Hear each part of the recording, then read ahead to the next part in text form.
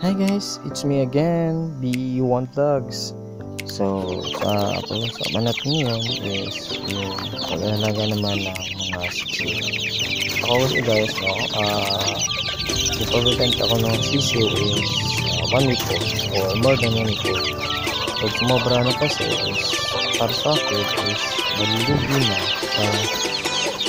guys sa gasto sa pakpa. Kasi habang tumatagal at malaki yung mga sisiw natin, marami po silang kumain, mas marami yung kain nila, and mas magastos yun kasi mas mabilis mo gusto yung kapuka natin.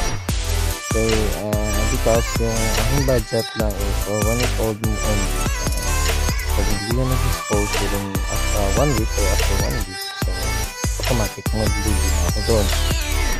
Kasi yung pagkain ng mga sisiw ko is mostly nagre-rely ako sa mga booster feeds na para sa mga sisiw talaga, and mabibili mo talaga yun sa halagang, yung pinakamura is na 36 to 38 pesos, and yung pinakamahal is yung kanya ng Integra, yung 1,000 nila is nasa 46-48 na yata yung per kilo. So pag ganun, more than 1 week, bibili ka na 5 to 10 kilos, hindi ka na doon. So dapat 1 week ka lang or more than 1 week, 1 days ka lang, pwede mo na i-out mo na sila if possible.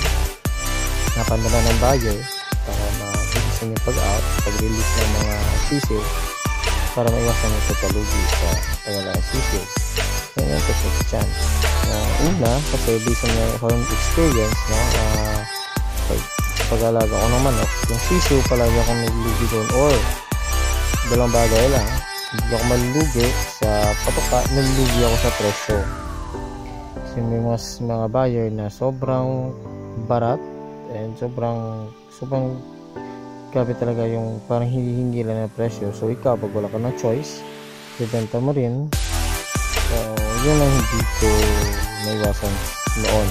And isa pa is, pag ako nagbebenta is nagbabawal talaga ko ng reservation, so hindi ko talaga suki.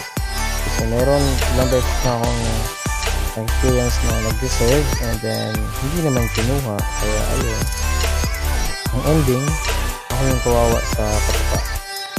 Kaya hanggat maaari hindi ako nag-reserve, hanggat hindi ko suki at hindi ko siguradong kukunin niya talaga. So punta naman tayo dito sa mga manok. So kung makikita nyo pala yung nag-video ng mga manok na pinapatuka ko, mostly yung mga hens lang, yung kanyang mga manok na malalaki, yung mga huluan, kasi sila lang po yung pinaka-itlog ko, pinapasisiw ko. Hindi po ako nag-incubator kasi dito yung ilay ko dito sa amin sa Iloilo, sa Megaw, palaging brown out, kaya palagi yung incubator ka, maraming itlog mo siya, sayang naman.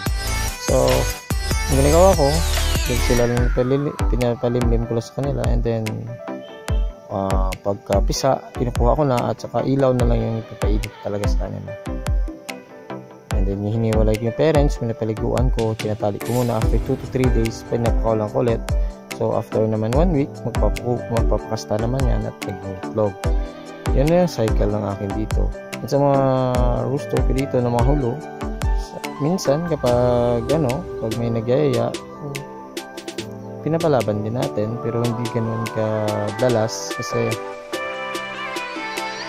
hindi po ako talaga mahilig makita na nasasaktan yung aking mga manok. Kaya yun. So yun na po, until next time naman ha. Thank you, God bless, see you po.